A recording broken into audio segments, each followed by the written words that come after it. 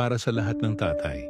Tatay na hindi nagsasawa magbigay ng makakain sa pamilya, kahit madalas, hindi man lang natitikman ang simpleng salamat.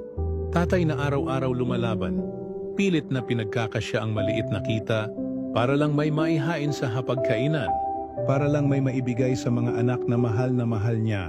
Tatay na sinusubukan maging mabuting tao, kahit minsan hinuhusgahan, hindi nauunawaan, kahit paulit-ulit na napapagalitan ng mundo.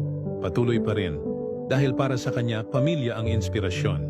Tatay na bihirang makarinig ng proud ako sa'yo o simpleng salamat, tay. Pero kahit wala noon, tuloy pa rin ang sakripisyo. Tatay na nagsusumikap ng mahabang oras, nagtatrabaho kahit ubos na ang lakas, at umuuwi pa rin na may ngiti. Itinatago ang sakit, ang pagod, para lang mapasaya ang pamilya. Tatay na umiiyak ng patago, nagdarasal ng taimtim, Lord, sana maging maayos ang buhay ng mga anak ko. Tatay na may mga takot, may mga pangamba, pero handang harapin ang lahat, basta't para sa ikabubuti ng kinabukasan ng kanyang pamilya. Tatay na pasa ng bigat ng problema, ngunit pinipili pa ring tumayo ng matatag, kahit siya mismo'y sugatan at pagod na.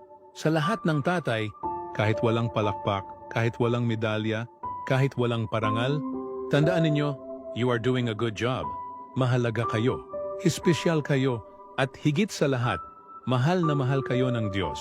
Mabuhay ang lahat ng tatay.